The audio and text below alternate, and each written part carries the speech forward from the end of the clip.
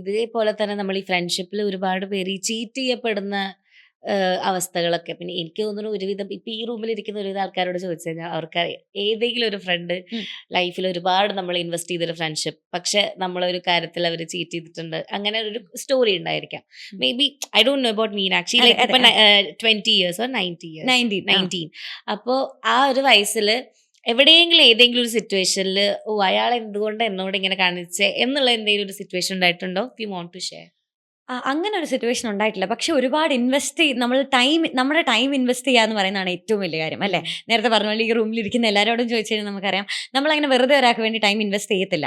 നമുക്ക് അത്രമേൽ പ്രിയപ്പെട്ട ഒരാൾക്ക് വേണ്ടി നമ്മൾ നമ്മുടെ സമയം മാറ്റി വെക്കുന്നു എന്നുള്ളതാണ് ഏറ്റവും വലിയ കാര്യം. നമ്മൾ എത്ര പൈസ കൊടുത്ത് നമുക്ക് ചിലപ്പോൾ ഒരാൾക്ക് ഒരു സാധനം മേടിച്ചു കൊടുക്കാൻ പറ്റുമായിരിക്കും, അതൊക്കെ പറ്റും. പക്ഷേ നമ്മുടെ സമയം നമ്മൾ ഇൻവെസ്റ്റ് ചെയ്യുന്നുണ്ടെങ്കിൽ അതൊന്നില്ലെങ്കിൽ നമുക്ക് എന്തെങ്കിലും ഗുണം വേണം, ഇത് ചെയ്താൽ നമുക്കിത് കിട്ടും എന്നുണ്ടെങ്കിൽ നമ്മൾ ആ സന്തോഷത്തിന് വേണ്ടി ടൈം ഇൻവെസ്റ്റ് ചെയ്യും. അല്ലാതെ നമ്മൾ അങ്ങനെ ഒരു ടൈം ഇൻവെസ്റ്റ് ചെയ്യണം എന്നുണ്ടെങ്കിൽ നമുക്ക് അത്രയും ഇഷ്ടമുള്ള ഒരാളായിരിക്കും അത്. അങ്ങനെ ടൈം ഇൻവെസ്റ്റ് ചെയ്തിട്ടുള്ള ഫ്രണ്ട്ഷിപ്പ് ഉണ്ടായിട്ടുണ്ട്. ഫ്രണ്ട്ഷിപ്പുകൾ എന്നൊന്നും പറയാനില്ല, പക്ഷെ ഫ്രണ്ട്ഷിപ്പ് ഉണ്ടായിട്ടുണ്ട്. അത് ഈ പറയുന്നത് പോലെ നമ്മളെ ചീറ്റ് ചെയ്തു അങ്ങനെയൊന്നും എനിക്ക് തോന്നാറില്ല. കാരണം ഈ പറയുന്ന പോലെ നമ്മൾ അതിനൊരു അവസരം കൊടുത്താലേ അവർക്ക് നമ്മളെ തിരിച്ച് ഹേർട്ട് ചെയ്യണം എന്നുണ്ടെങ്കിൽ നമ്മൾ ആദ്യം എന്തെങ്കിലും അങ്ങോട്ട് ചെയ്യണം. ഇപ്പം ഞാൻ എൻ്റെ ടൈം ഇൻവെസ്റ്റ് ചെയ്തത് കൊണ്ടാണ് അവർക്ക് അങ്ങനെ ചെയ്യാൻ പറ്റുന്നത്. അപ്പം അവർ മാത്രമല്ല ചീറ്റ് ചെയ്യുന്നത്, അവരുടെ സൈഡിൽ നിന്ന് ചിന്തിക്കുമ്പോൾ നമ്മളും ചീറ്റ് ചെയ്തില്ലേ? നമ്മൾ എന്തിനാ അത്രയും ടൈം ഇൻവെസ്റ്റ് ചെയ്തത്? നമ്മളൊരു തുടക്കത്തിൽ തന്നെ ഇത്രയും കൂട്ടായത് എന്തിനാന്നൊക്കെ ചിന്തിച്ചാൽ തീരാവുന്ന പ്രശ്നമുള്ളൂ. എനിക്കും അങ്ങനെ തുടക്കകാലത്തൊരു ഭയങ്കര ഫ്രണ്ട്ഷിപ്പ് ഉണ്ടായിരുന്നു. ഞാൻ ഭയങ്കര കൂട്ടായിരുന്നു. എനിക്ക് എന്തുണ്ടെങ്കിലും ആ കുട്ടി വേണം. ഞങ്ങൾ ഇപ്പോഴും കീപ്പ് ഇൻ ടച്ച്, ഇപ്പോഴും കോൺടാക്ട്സിലുണ്ട്.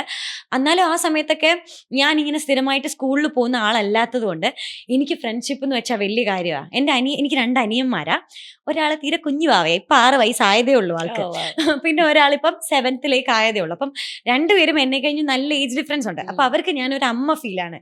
ഒരു ചേച്ചിയെ കഴിഞ്ഞും കൂടുതൽ ഒരു ഭയങ്കര അവരെ കഴിഞ്ഞ് ഒത്തിരി മുതിർന്ന ആളാണ് ഞാൻ. അപ്പം എനിക്ക് അങ്ങനെ ഒരു ഫ്രണ്ട്ഷിപ്പ് സർക്കിൾ അതുവരെ ഇല്ല. ഞാൻ അങ്ങനെ ഡെയിലി സ്കൂളിൽ പോയിട്ടില്ല. അപ്പം വേറെ അങ്ങനെ കൂട്ടുകാരൊന്നും എനിക്കില്ല. അപ്പം എനിക്കൊരു പെട്ടെന്നൊരു ഫ്രണ്ട്ഷിപ്പ് വന്ന സമയത്ത് എനിക്കത് ഭയങ്കര പ്രഷ്യസാണ്. എനിക്ക് കൂട്ടുകാരിയുണ്ട്, അതെനിക്ക് എല്ലാവരുടെ അടുത്തും ഭയങ്കര അഹങ്കാരം. എനിക്കൊരു കൂട്ടുകാരിയുണ്ട്, ഞാൻ എന്തുണ്ടെങ്കിലും കൂട്ടുകാരിയോട് പറയും. അങ്ങനെയുള്ളൊരു സാധനം എനിക്ക് ഭയങ്കരമായിട്ടുണ്ടായിരുന്നു.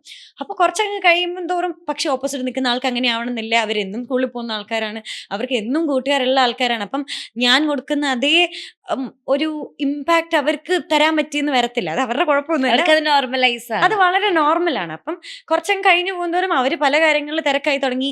അപ്പം ഞാനും ഇതിന്റെ കൂടെ വർക്ക് ചെയ്യുന്നുണ്ടെങ്കിലോ, അപ്പം ഈ തിരക്കിന്റെ ഇടയ്ക്ക് ഞാൻ ഭയങ്കരമായിട്ട് സമയം കണ്ടുപിടിക്കും ഈ ഫ്രണ്ട്ഷിപ്പിന് വേണ്ടിയിട്ട്. അപ്പം എനിക്ക് എന്തെങ്കിലും ഷൂട്ട് ഉണ്ടെങ്കിൽ ഇപ്പം എൻ്റെ ഫ്രണ്ട് വിളിക്കുകയാണെങ്കിൽ ഞാൻ 1 മിനിറ്റ് എന്ന് പറഞ്ഞിട്ട് ഞാൻ പോയി സംസാരിക്കും.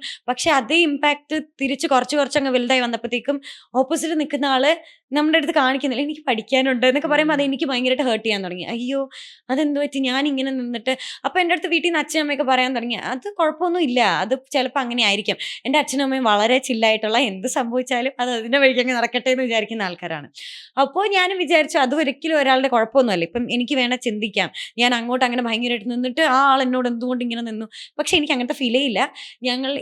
ഞങ്ങൾ കുറച്ചുകൂടെ ഒരു എത്രയാണ്, എനിക്കൊരു 18 വയസ്സൊക്കെ ആയപ്പോഴത്തേക്കും ഞങ്ങൾ പിന്നെയും എന്തോ കാര്യം പറഞ്ഞ് ഹായ് എന്ന് പറഞ്ഞിട്ട് ഞാൻ അങ്ങോട്ട് മെസ്സേജ് അയച്ചു. ഞങ്ങൾ ഇങ്ങോട്ട് അങ്ങനെ അങ്ങോട്ടും ഇങ്ങോട്ടും മെസ്സേജ് അയച്ചു.